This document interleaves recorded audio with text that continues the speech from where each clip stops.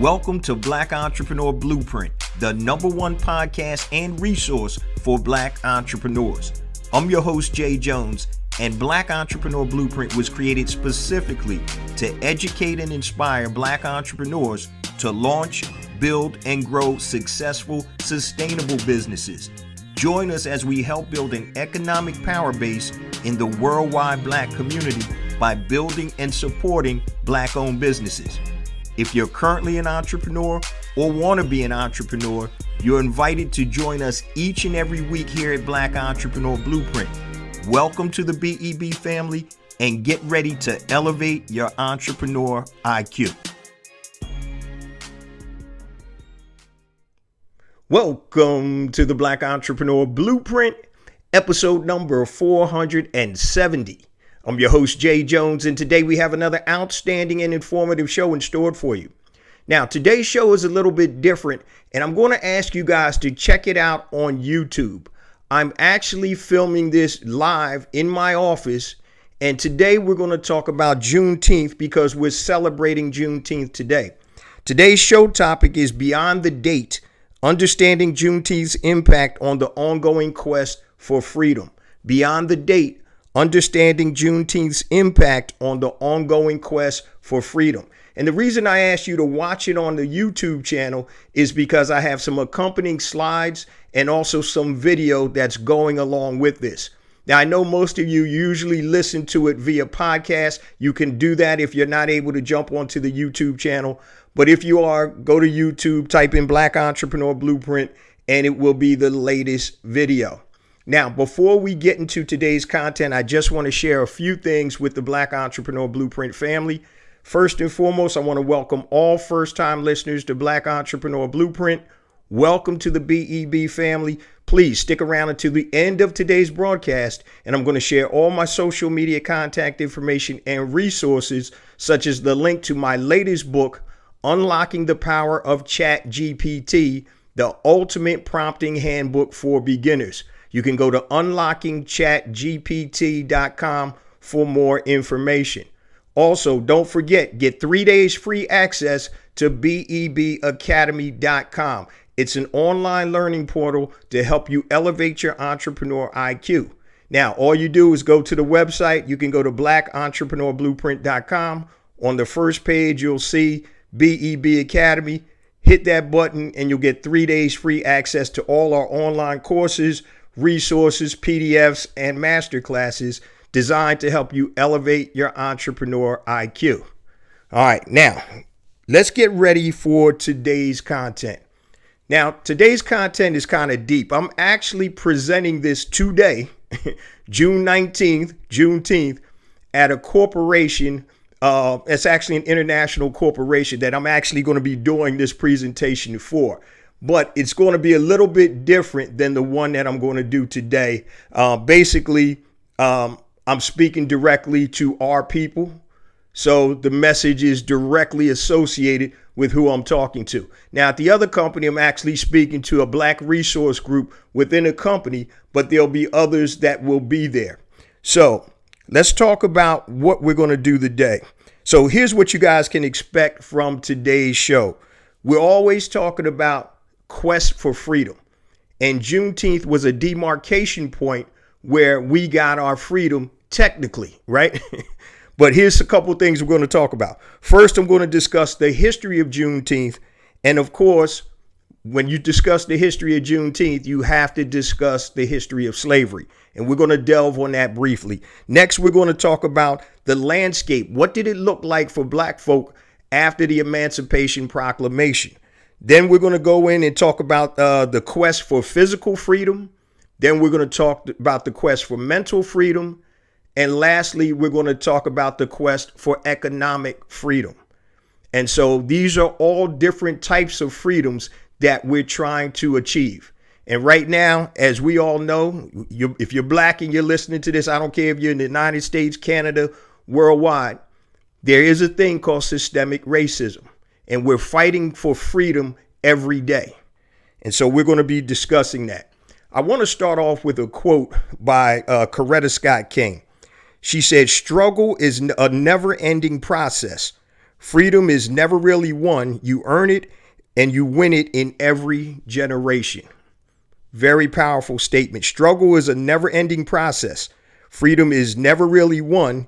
You earn it and win it in every generation. So now, just because we had the civil rights era back in the 60s, that doesn't mean we have to stop fighting. You guys see what's going on right now in, the worldwide landscape. We have an election coming up in 2024, and there are all types of things that are in motion right now that are designed to keep us in a subservient position. So we're going to have to make sure that we, number one, recognize and understand what's going on. But number two, most importantly, start to mobilize and galvanize and do something about it. So I first want to start off with the history of slavery. So I'm just going to read a little piece from one of my slides. It says, in the 15th century, the Roman Catholic Church divided the world in half, granting Portugal a monopoly on trade in West Africa and Spain the right to colonize the New World in its quest for land and gold. I'm going to skip down a little. It says it granted the right to invade, plunder, and reduce their persons to perpetual slavery. Queen Isabella invested in Christopher Columbus's exploration to increase her wealth and ultimately rejected the enslavement of Native Americans, claiming that they were Spanish subjects. So we're talking back into the 15th century. So Queen Isabella said, you know what? We're not going to enslave the Native Americans because we feel that they're descendants of ours. So let's go to Africa and bring over some people that we can enslave perpetually. Okay. So these are the things that we've been dealing with for over 400 years. Now, fast forward to Juneteenth. What is the history of the holiday of Juneteenth? So on Freedom's Eve, or the eve of January 1st, 1963, their first watch night service took place. And so on that night, enslaved and free African Americans gathered in churches and private homes all across the country, awaiting news that the Emancipation Proclamation had taken in effect.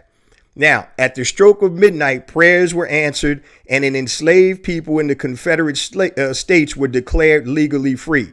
Union soldiers, many of whom were black, marched onto plantations across cities in the South, reading small copies of the Emancipation and spreading the news of freedom in the Confederate States.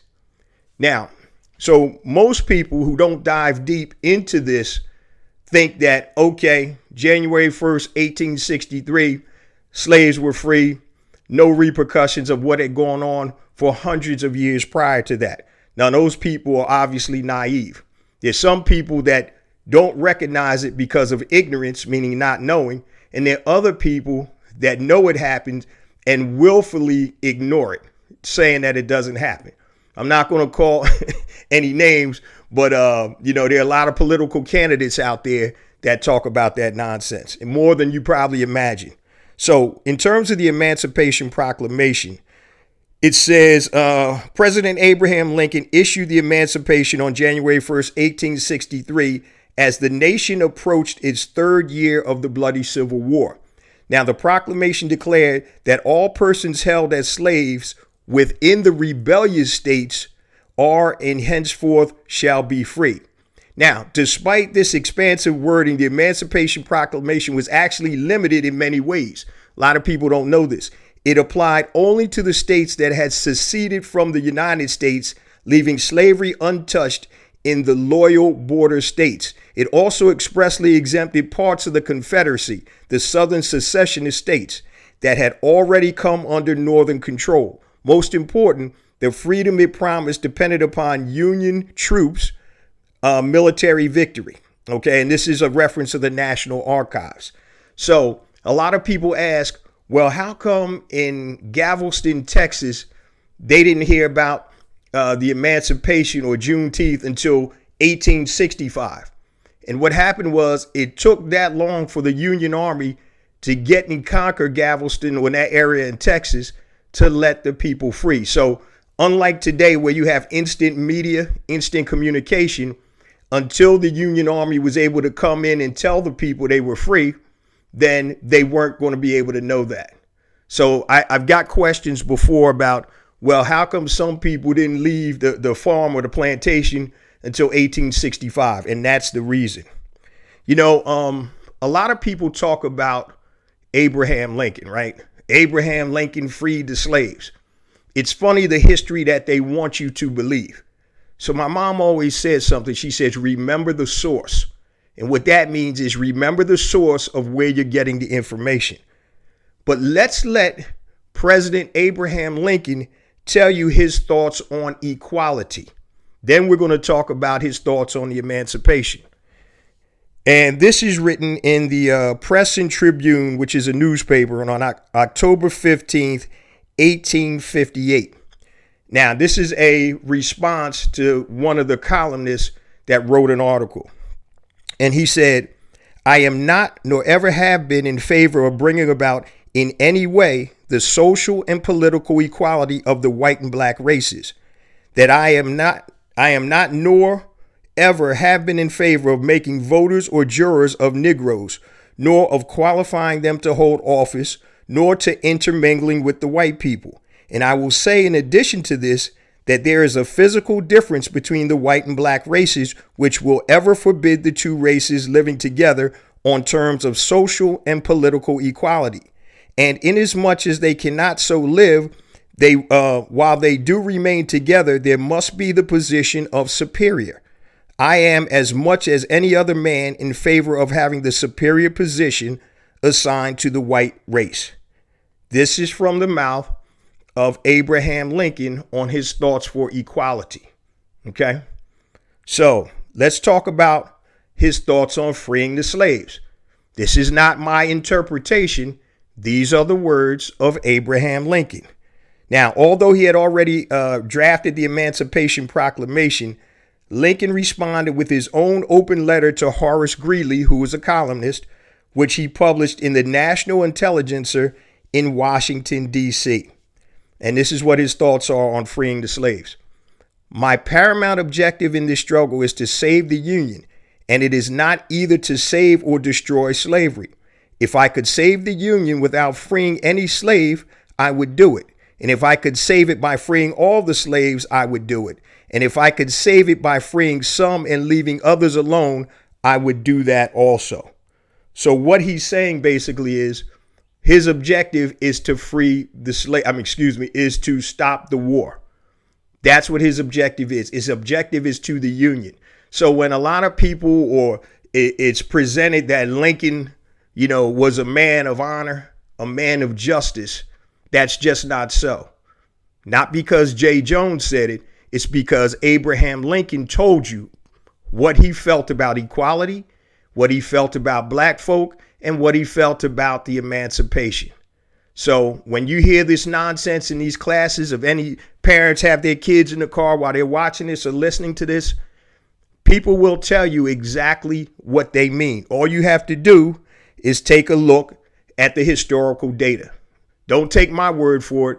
Go and look at the historical data.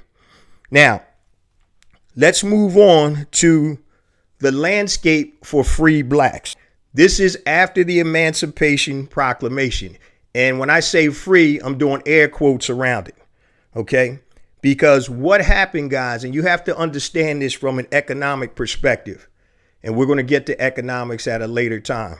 But we moved from an asset to white people to a liability.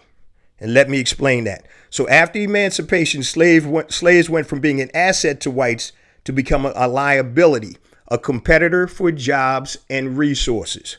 Okay? An asset is anything that has a current or future economic value to a business. So once the slaves became free, they were now able to compete for work in trades such as millwork, carpentry, ironwork, and also everything else that they did while they were in captivity. And so if you've ever been to Charleston, South Carolina, there's a place called the Battery. And the Battery is right on the waterfront. And there is a ton of amazing ironwork done on a lot of these old mansions. And so these are the type skills that we acquired when we were in slavery. So now, as opposed to being property, where the slave owner would loan out their slaves to do work and make money off of it. Now these skilled craftsmen were able to compete, supposedly, and we'll get to that. And it's always a but or a caveat. So in 1865, now remember 1863 was the emancipation for most of the slaves, and it took a little longer for some other slaves to understand or find out that they were free.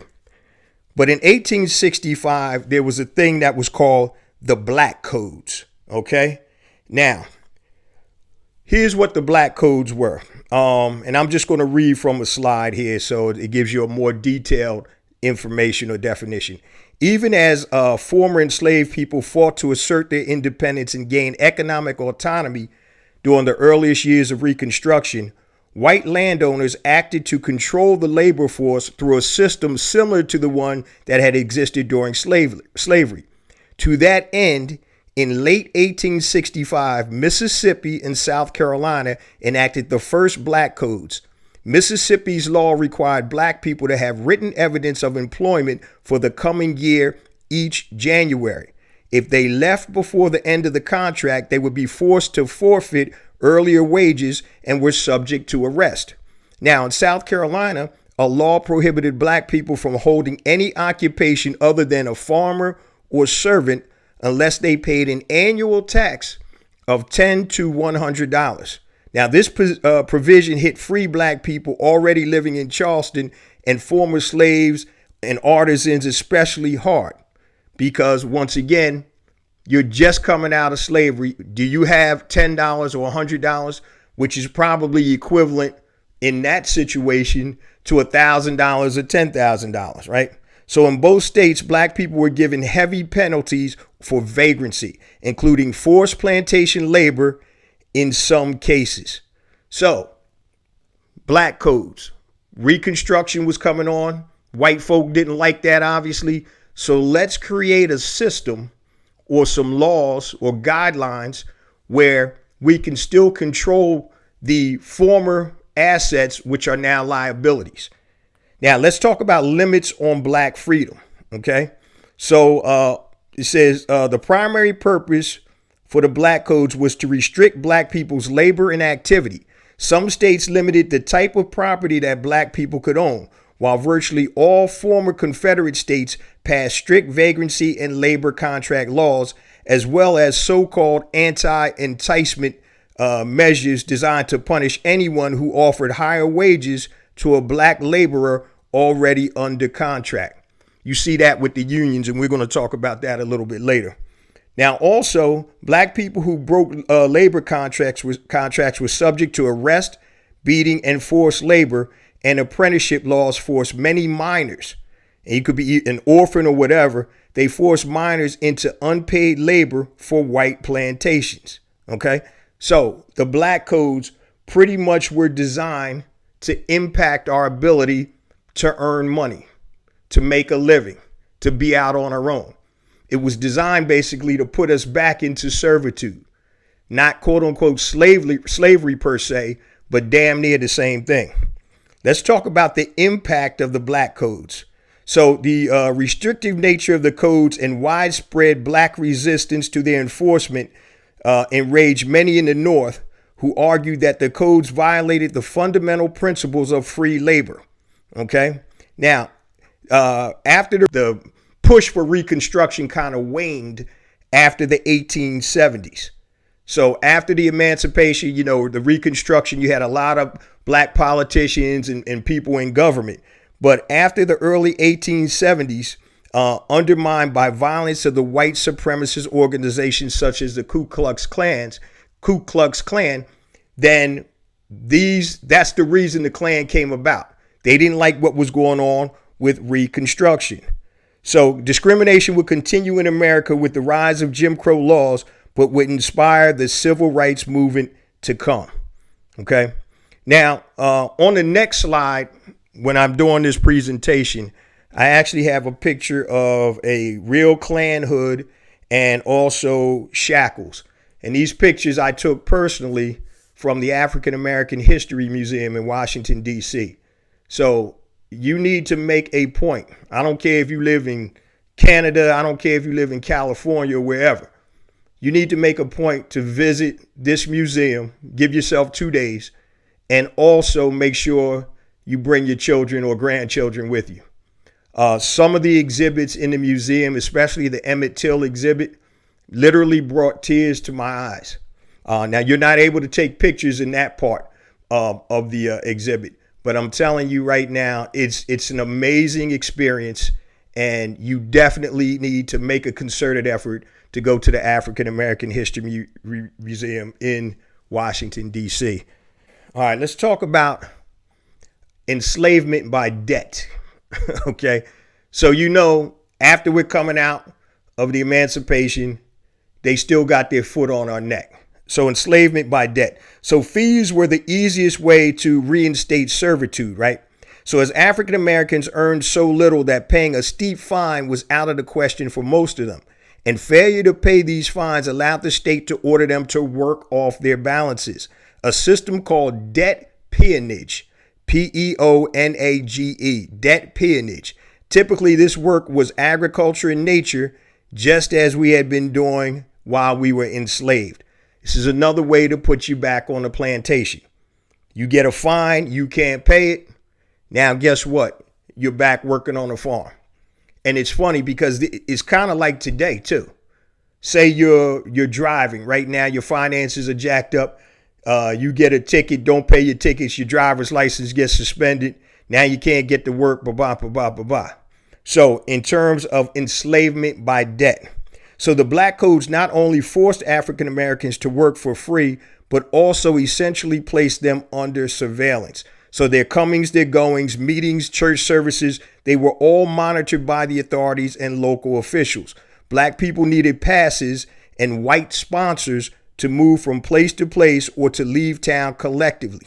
These regulations codified a permanent underclass status for African Americans. Do you understand that? It created a permanent underclass status from African Americans. And so this is something that we're still fighting about, guys. Remember, shortly we're going to talk about the quest for physical freedom, mental freedom, and economic freedom. But let's talk about systemic racism, and which was born basically from the black codes. Okay. And systemic racism, it's a group effort. But I want you to listen to this carefully. And when somebody says that racism isn't systemic, I want you to listen to this very carefully, and I'm going to read it 2 times. Okay. The mandate of the slave codes was this. The slave codes required all individuals, all churches, all businesses, all organizations, all schools, and all levels of government to teach, justify, and enforce the status of blacks as subordinate, excluded, non-competitive, non-compensated, managed workforce for the personal comfort and wealth building of white society. And if you're watching this video, I'm going to be putting up these slides so you'll be able to see and read this.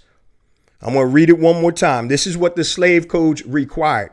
Listen to who they're requiring this from. From all individuals, all churches, all businesses, all organizations, all schools that our kids go to, and all levels of government which create policies to teach, justify, and enforce the status of blacks as subordinate, excluded, non-competitive, non-compensated, managed workforce for what? For the personal comfort and wealth building of white society. So when you say people are on code, white folk are on code, that's what it really means. They're on code. This was mandated by the slave codes. Now, you're talking about institutions of government, institutions of schools, which teach our children, churches. What do they say the most segregated time in America is 11 a.m. on Sunday morning? Businesses, you wonder why you can't break through the glass ceiling. Individuals, not all individuals, obviously, are racist. But This was mandated. This was the slave codes. And this was our landscape, guys, after we got out of slavery. So just think about it. We were enslaved for hundreds of years. We technically, quote unquote, get out. And now they're mandating with these black codes, slave codes, black codes, same thing, what their game plan is. So when you see these Karens on Instagram, YouTube, or whatever, they're on code. When you see these politicians talking a certain way, they're on code. Ron DeSantis, Trump, all of these politicians, they're code. They're following the code. It's been ingrained in this system since the beginning of time. All right. Now let's move on to our quest for physical freedom since the abolishment of slavery. There's always been, if you're black, you know it's a constant struggle to live free, right? So we're going to talk about a couple of things. The Civil Rights Act of 1964, lynchings and hate crimes, redlining, the prison industrial complex, and false accusations against black men and women. Now, the Civil Rights Act of 64 was signed by Lyndon Johnson, and it supposedly ended segregation in public places and banned employment discrimination on the basis of race, color, religion, sex, or national origin. It's considered one of the crowning legislative achievements of the civil rights movement. Now, it also paved the way for two other follow-up laws, the Voting Rights Act Law of 1965 and the Fair Housing Act of 1968, which banned discrimination in the sale, rental, and financing of property. Okay. Now, let's start off. Number one, we're going to talk about, that was Civil Rights Act of 64. Let's talk about lynchings, hate crimes, and how it affects physical freedom. Now, obviously, if hate crimes, you're physically assaulted, obviously lynching, you're killing people, maiming people, that affects our quest for physical freedom. So just listen to this, guys. 200 anti-lynching bills were presented before Congress to outlaw lynching between 1882 and 1967. Now, a revised version of the Emmett Till Lynching Act, Anti-Lynching Act, was introduced in the 117th Congress, and it finally passed the House of Representatives in February 2022 and the Senate in March, and Joe Biden, president, signed March 29th, 2022. There were 200 anti-lynching bills that were presented from 1882 to 1967, and not one of the damn bills got passed until 2022. Now, what type of human would go against an anti-lynching bill? That means that you don't care if people get lynched. No, let me rephrase that. You don't care if black people get lynched. If white people start getting lynched and other ethnicities start getting lynched, that bill would have been passed. Okay. And what we're discussing right now, guys, is our quest for physical freedom. We talked about the Civil Rights Act of 64, lynching and hate crimes. You also have to go back to the destruction of Black Wall Street. My former book, A New Black Wall Street, I wrote about that. Also, you have to look at in terms of, Rosewood. And I think there are over 40 or 50 black towns that have actually been destroyed by white folk. And one of the things that you have to understand is a lot of that stuff, you don't hear or read about it in history. As a matter of fact, in Tulsa, since I did detailed research on this, because obviously I wrote a book on it, it was actually declared by the governor, I believe the governor of Oklahoma, that they weren't even going to talk about this anymore, and it wasn't to be put in any of the academic books.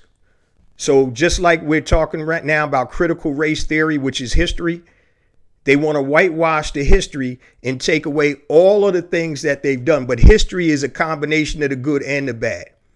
And that's why I'm super excited to do today's show. It's a little bit different than the normal show, but these are things that are impactful and important because we're still on that quest for freedom. Okay. So the destruction of Black Wall Street, and we're talking about our physical quest for freedom: redlining and physical freedom. So redlining can be defined as a discriminatory practice that consists of a systematic denial of services such as mortgages, insurance loans, and other financial services to residents of certain areas based on their race and ethnicity. So if you're watching this on YouTube, I have a picture of the book called The Color of Law by Richard Rothstein. And what this talks about, I'll just read it, synopsis, incontrovertibly makes clear that it was planned segregation, the laws and policy decisions passed by local, state, and federal governments that actually promoted the discriminatory patterns that continue today. Check it out, The Color of Law by Richard Rothstein.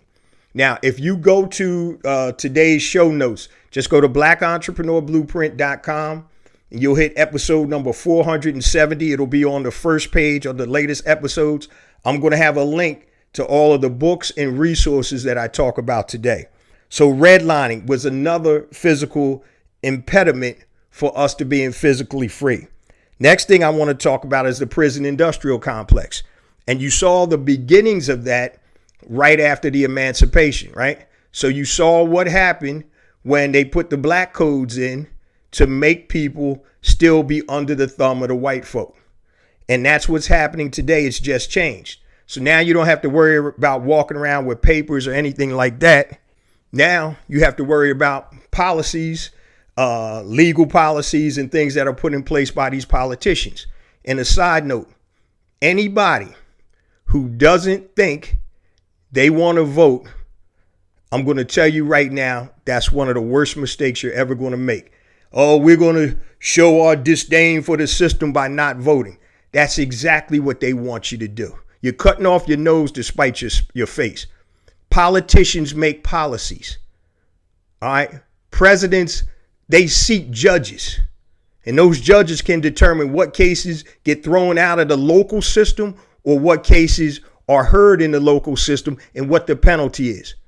So if anything, you better straighten up and start voting at least for your local government. Because when we talk about the prison industrial complex, the district attorney, they're really in control of what cases get prosecuted and what's going to happen. So when you're voting for DA in government and you're locally, that's going to determine, guys, what's going to happen to you or your family member if you get arrested. And you know, the prison industrial complex basically is a profit-driven relationship between the government, the private companies that build, manage, and supply and service prisons, and related groups. Okay. So it's regarded as the cause of increased incarceration rates, especially for people of color. This impedes our physical quest for freedom when we're locked up. The same thing that happened after the Emancipation Proclamation with our slave codes is what's happening today. It just has another name. And I'm sure you guys have heard of the book, The New Jim Crow by Michelle Alexander. If you have not read it, you're doing yourself a disservice. It is an amazing, amazing book. Let me just give you a couple of key things. I mentioned earlier The Color of Justice, the radical racial and ethnic disparity in state prisons by Ashley Nellis. Here's some facts. This was on October 13th, 2021. Black Americans are incarcerated in state prisons at nearly 5 times the rate of white Americans. Nationally, 1 in 81 black adults in the U.S. is serving time in state prison. Now, Wisconsin leads the nation in black imprisonment rates. 1 in every 36 Wisconsinites is in prison, or black Wisconsinites is in prison. In 12 states, more than half the prison population is black. Alabama, Delaware, Georgia, Illinois, Maryland, Michigan, Mississippi, New Jersey, North Carolina, South Carolina, and Virginia. 7 states maintain a black-white disparity larger than 9-1. California, Connecticut, Iowa, Maine, Minnesota, New Jersey, and Wisconsin. Latinx individuals are incarcerated in state prisons at a rate that is 1.3 times the incarceration rate of whites. So ethnic disparities are highest in Massachusetts, which report an ethnic differential of 4-1. So these are some statistics in terms of the prison industrial complex. Now, let me just clarify something right here. This next slide that I'm talking about, The truth about black on black crime. You know, that's the buzzword. To dehumanize us, they make us appear as animals. We don't care. We're out here killing and shooting ourselves. Why should we care about them if they don't care about themselves? But here's the truth. According to the Criminal Justice Report, the latest one is 2018 by the FBI. Black on black versus white on white. All right. In 2018, the Federal Bureau of Investigation reported that 81% of white victims were killed by white offenders, and 89% of black victims were killed by black offenders. 81 versus 89. And that's not crime. This is murder. Okay? Once again, we've been telling you for years, murder is based on proximity. But when you turn on the TV and you watch the news, I forgot what comedian talked about it. Something happens in one of our neighborhoods. They got the craziest looking nut on there with curlers in their hair with no teeth talking about I seen it, right? And that gives the narrative, once again, about black on black crime. And that narrative is what they want to push so they can continue to fill up the prison industrial complex. And they're filling up with people that look like you and me, okay? So these are FBI statistics. Get it straight. Not for crime, but for murder. Murder. 81 for white percent, 89% for blacks. Make sure you guys check out the video on YouTube. All right, now let's talk about our restriction of freedom or our quest for physical freedom. False accusations against black men, right? And we've seen this this is the oldest game, oldest play they got in history, right? It's happened all throughout the ages. Some of the most notable ones. I talked about the Tulsa Massacre, Black Wall Street, Sarah Page and Dickie Rowland. And I'm going to tell you this real quick. Dickie Rowland was a young black teenager, went to a store in Tulsa, Oklahoma, a department store. Back in those days, the elevators had elevator operators. So what happened, according to him, was he went into the elevator, he tripped, and in order to stop himself from falling, he reached out, but he touched her arm. So once the elevator got upstairs to the next floor, she started screaming. Dickie Rowland hightailed it out of there and ran home. Now, of course, she told everybody, and then a mob of law enforcement and white men got their guns, came down into Tulsa in Greenwood, the Greenwood section, which was a 36 square block area in Tulsa, Oklahoma, and they grabbed Dickie Rowland up. Now, when they took him back down to the courthouse, there was a lot of black men who were coming back from World War I who had firearms and were ready to defend, right? So what they did was they grabbed a group and they went down to the courthouse to make sure Dickie Rowland didn't get lynched, which was normal back in those days. And so as they went down there, a shot rang out. They don't know who exactly shot first, but it was a major scuffle. Black folks went home. The white folks, they had sent a mob. They were deputizing boys, teenage white 8, 9, 10, 12-year-old kids to grab arms. We're going to go down there and show these black folk what's going on. They went down and proceeded to burn down, loot, kill. They even dropped incendiary devices from airplanes on top of buildings. Okay, they were bombing us. It was the largest mass murder in the United States you never heard about. So now, in addition to Sarah Page saying that she was attacked, it was all that the white folks needed to go and take down this prosperous area in Greenwood. Okay, and I'm not going to tell you about everything they have. You can read my book or you can go and do some research, but it was very prosperous.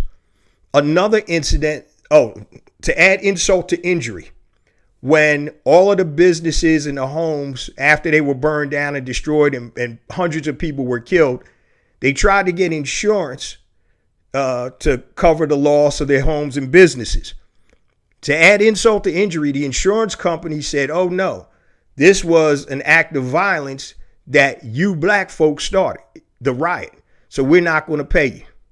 So now they had to rebuild from zero. And you're telling me there's no such thing as systemic racism? Now, I know insurance companies' jobs is to find a way not to pay. That's what they do. We recognize and understand that. But in this case, you know good and damn well that it wasn't the black folks' fault for the white folks coming down there acting a fool. So in terms of false accusations against black men, we got Karens all over the place. We got the Karen, Central Park Karen. We also, she was in the news recently, Carolyn Bryant Dunham, the one that falsely accused Emmett Till of, making lewd remarks. She said it was a lie. Yeah, the aftermath is a young 14-year-old brother got murdered, and there were a lot of people that were hurt. It was a spark for the civil rights movement. But I'm telling you right now, in terms of our physical quest for physical freedom, this is very serious out there right now. As a black man, black woman, or black person, driving while black, walking while black, whatever, it's definitely an issue that we have to be on point all the time. So let's move on now. We talked about our quest for physical freedom. Let's talk about our quest for mental freedom. A lot of times we don't talk about this. And what are the effects of racism on black folks?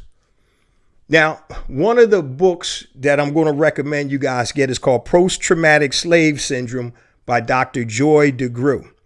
Okay. And what it's saying is it's a condition that exists as a consequence of multi-generational oppression of Africans and their descendants, resulting from centuries of chattel slavery, a form of slavery that was predicated on the belief that African Americans were inherently genetically inferior to whites. So she talks about in her book that if you don't address, or your parents or grandparents didn't address this trauma, just like say PTSD from a war vet, if they didn't address that trauma, it's actually passed down to you generationally. And she goes into great detail, and I can't even do what she talks about justice, but you can find her videos on YouTube, and you spell her last name Degruy, Joy DeGruy, Degruy. And the book is called Post-Traumatic Slave Syndrome, and it is generational. Okay. She also talks about, or we're going to talk about the stress of being black, right? So it says the unique psychosocial and contextual factors, specifically the common and pervasive exposure to racism and discrimination, create additional daily stressors for African Americans. Okay, due to a wide array of factors such as stereotypes, stereotype threats, and the invisibility syndrome. So do you feel that you're mentally free right now from the effects of racism? I doubt it, right? And there's many experiences. I'm going to tell you about one experience real quick. Just a simple experience I had that I was telling a couple of white folks about at this party, and they had no idea. One night, it was one evening, my wife and I were out to dinner, and this restaurant actually had a banquet facility downstairs. Now, they didn't have any banquets going on, and their bathrooms were downstairs. So I told my wife, hey, babe, I'm about to shoot downstairs to the bathroom. So I walk around the corner, I go downstairs. About 30 feet in front of me was an older white lady in her late 60s. Now, downstairs, the bathrooms are way in the back. So there's a big wide hallway, and literally she and I were the only two people there. So the first thing that came to mind for me was, okay, I have to be cognizant. I don't want her to think that I am a threat, that I might mug her or attack her. So I said, let me slow my pace down so I don't pass her, so she doesn't think I'm trying to physically harm her. Because what would happen if an old white lady starts hollering and screaming? Even if I didn't do anything, I probably would have got at the least roughed up, maybe even arrested, and at the worst case scenario killed. And when I told this to a group of white folks, they were like, what? It's like, yeah, this is stuff that you don't have to worry about. So the mental stress of being black takes years off your life. I'm not just saying that to be funny, but it's real talk. So the stress of being black, driving while black. How many of you, especially brothers, have gotten pulled over driving while black for no reason? I've had Philly cops pull me over, Jersey cops. I've had cops pull me over and tell me that I'm going to write up a false report because I stopped you for no reason. And they were going to make something. One cop said, yeah, who you think the judge is going to believe? I'm going to tell him you were speeding. I literally pulled out a parking space, hit the block, turned the corner of my block, and a cop pulled up behind me and wanted to search my car for no reason whatsoever. So the stress, guys, of being black. And we're talking about right now the quest for mental freedom. All right. So let's talk about stats on black mental stress. All right, according to the U.S. Department of Health and Human Services, Office of Minority Health, adult blacks are 20% more likely to report serious psychological distress more than white adults. Next, adult blacks living below poverty are 2 to 3 times more likely to report serious psychological distress than those living above poverty. Adult blacks are more likely to have feelings of sadness, hopelessness, and worthlessness than adult whites. So we know it's a stress to being black. Let me move on now to economic freedom. Now, the quest for economic freedom. So today we're going to talk about the status of what slavery was, the landscape of blacks after slavery, what we had to deal with, the quest for physical freedom. We talked about the quest for mental freedom. Now we're going to talk about the quest for economic freedom. I have a t-shirt, one of my favorite t-shirts that I created called "There's No Revolution Without Economics." So black economic power, that's what Black Entrepreneur Blueprint is all about. Building and supporting black owned businesses and being able to create an economic power base in the worldwide black community by doing so. So that is the importance of black economics. Now, you got to remember, economics controls politics, media, education, healthcare, and amongst other things. So if your money ain't right, it's going to be tough to get our situation where we need it to be. I'm going to talk real quickly about, and we're almost done, guys, about the racial wealth gap. And that refers to the disparity in assets of typical households across race and ethnicity. So let's look at some examples. Some examples of historical barriers for the racial wealth gap for black Americans: exclusions from building wealth via the Homestead Act, the Social Security Act of 1935, the GI Bill of 44, redlining, and discrimination in the criminal justice system. So let's talk about the Homestead Act of 1862. Homestead Act of 1862 excluded blacks prior to emancipation. So what happened? More than 160 million acres of public land, or nearly 10% of the United States, was given away for free to 1.6 million homesteaders. However, until the United States abolished slavery in 1865 and the passage of the 14th Amendment in 1868, enslaved and free blacks could not benefit from these acts. So the Homestead Act of 1862. So we couldn't get the land, right? Everybody else could run out there and grab all these acres. We never even got our 40 acres and a mule. So this is the reason why there's a racial wealth gap. Social Security Act of 1935, racism within the government that's supposed to be for the people, by the people. It excludes blacks from financial benefits. So the Social Security Act of 1935 excluded from coverage about half the workers in the American economy. Among the excluded groups were agriculture and domestic workers, a large percentage of whom were blacks. All right, agriculture, sharecroppers, domestic workers, people that worked as servants and maids in homes. So the Social Security Act, by the government, they excluded you. That's why you're behind financially. The GI Bill of 1944 excludes black veterans from guaranteed loans. They put their lives on the line for a country that didn't even care about them. And what happened is, so the GI Bill lifted a generation into middle class, but excluded black vets who served their country at war and came home to segregation.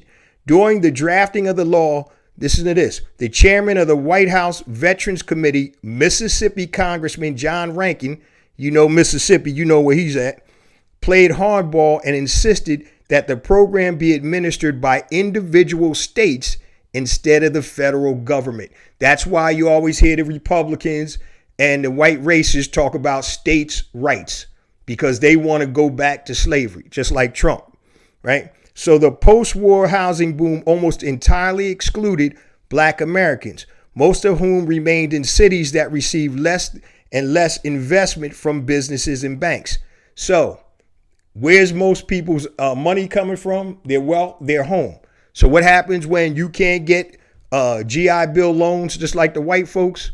You lag, and there's a racial wealth gap in home ownership. Now, here's some studies on home ownership. Talks about, when was this? This was last year. 2022.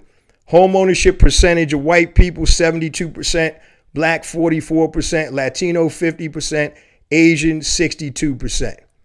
Mortgage denial, percentage of people that get denied for mortgages. White folks get denied 11%, Black people 20%, Latino 15%, Asian 10%.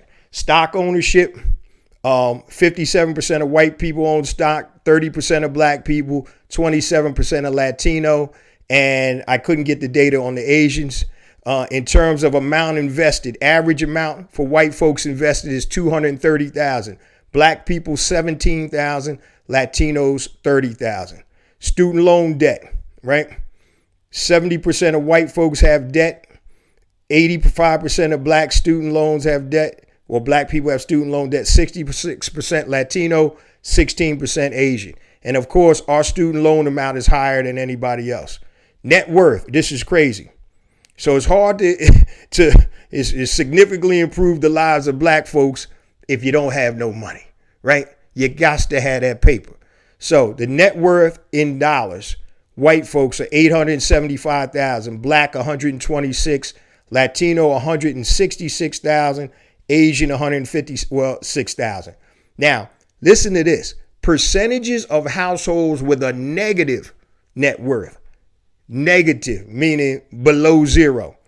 15% of white, 40% of Black households have a negative net worth, and 30% of Latinos have a negative net worth, household net worth. That's crazy. 40%.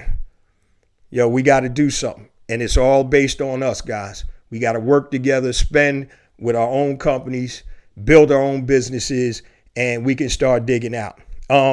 Black consumer spending by 2024, we're going to be at 1.8 trillion in terms of the money that comes through Black hands. Black consumer buying power is projected to be 1.8 trillion by 2024. Black households annually spend an average of $36,000, which is 79% of their pre-tax income.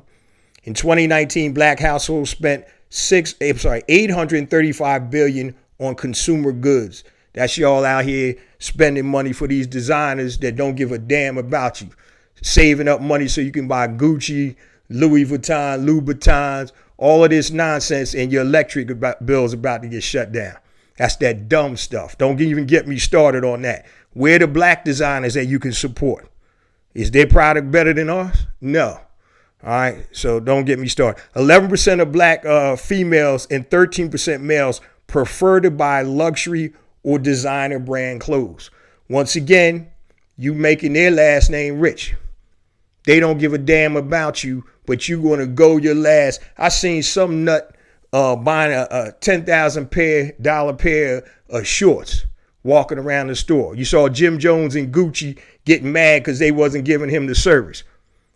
Obviously, they don't want your business, but you crying to give this man your money or give this store your money. You're crying over that. That don't make a damn bit of sense. Anyway, like I said, don't get me started. Now, last thing I want to talk about real quick about quest for economic freedom is the circulation of the dollar. I say this and talk about it all the time on the show. So white dollar circulates 17 days. Black dollar, 6 hours. Latino dollar, 48 hours. Asian dollar, 28 days. Jewish dollar, 19 days. 6 hours. 6 hours, fam. That's what we do. We get it, and it's burning a hole in our pocket. And we don't even have the consciousness to say, let me see if I can find a Black business I can support.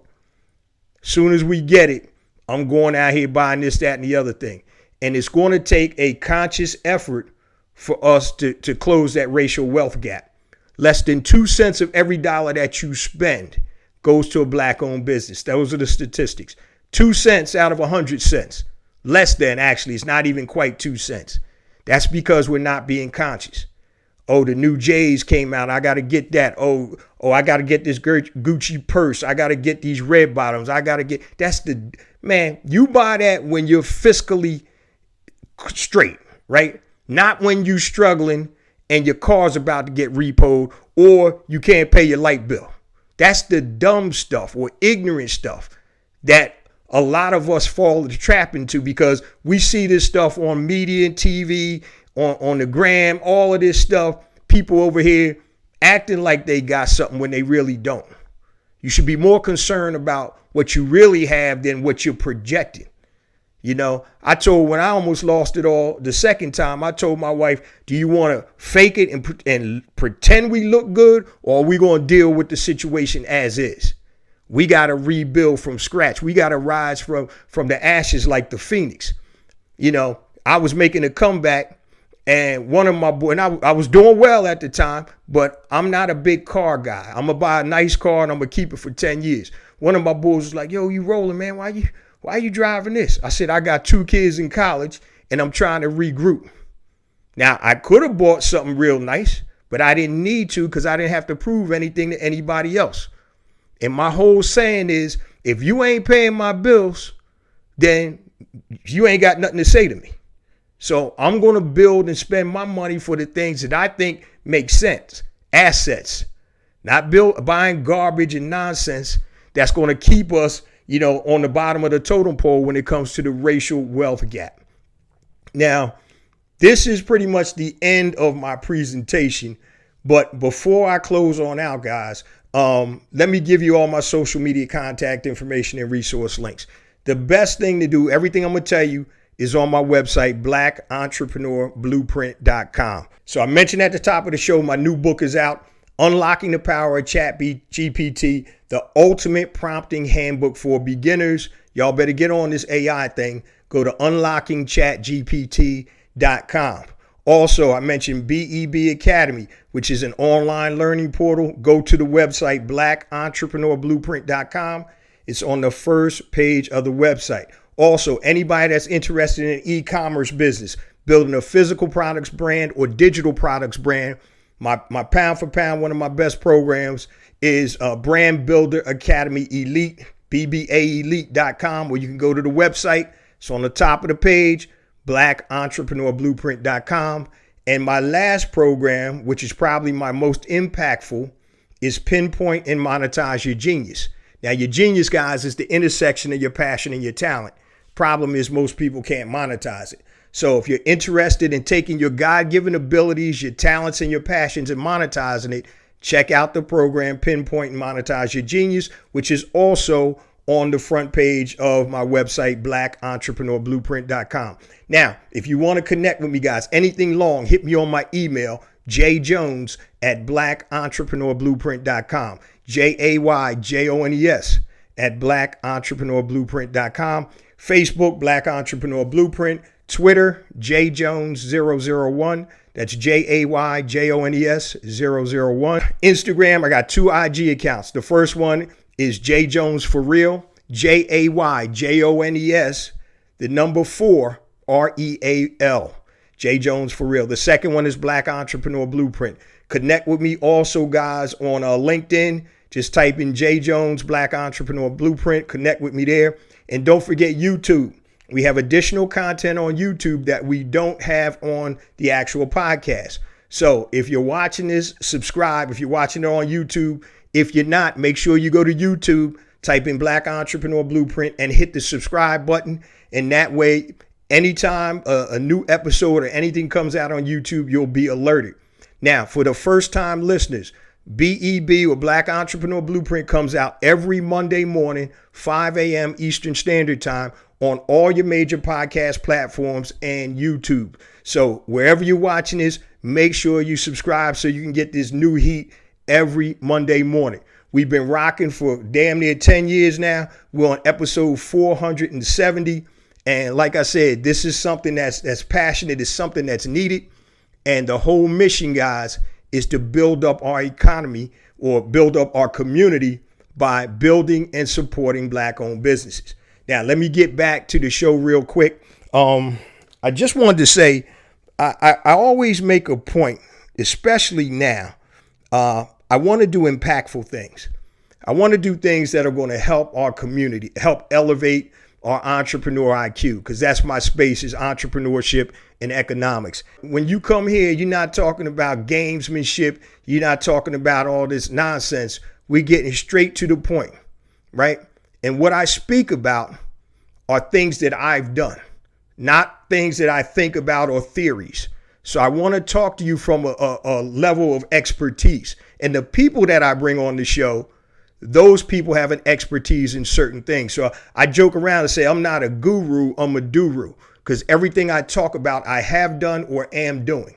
So one of the things that I want you guys to understand, the whole platform is designed not for me, it's designed for us. So anybody that I bring on the platform, any episode that I create, I try to give you actionable steps to take you from point A to B. And today's show is a little bit different. We're celebrating Juneteenth, but we're talking about beyond the date, understanding Juneteenth's impact on the ongoing quest for freedom. So we're still in this struggle. We're still fighting, guys, for physical freedom, mental freedom, and economic freedom. And the only way we're going to get out of it is by pulling together, galvanizing, and working consistently together, not focusing and fighting. You know, we want to support each other's products, each other's brands, each other's businesses. Okay. And one of the things that I want you guys to do is stop giving or making a Black business have to reach certain levels that you don't make white businesses have to reach. So if you go to a Black rib joint and they open 10 minutes late, you online complaining. You go to the Asian corner store and they open 10 minutes late, that's okay. All right. Stop putting different levels of accountability on Black businesses that you don't put on other businesses. Okay. And I'm going to close with this. Struggle is a never-ending process. Freedom is never really won. You earn it and win it in every generation. So it doesn't matter what our fathers, mothers, grandfathers, grandmothers, all our ancestors did back then. It's a daily struggle today. And the way that we have to continue to move forward, guys, is by galvanizing. Remember, it's not about me. It's not about you. It's about us. It's about building an economic power base in the worldwide Black community by building and supporting Black-owned businesses. Love you guys. See you same time next week. Peace.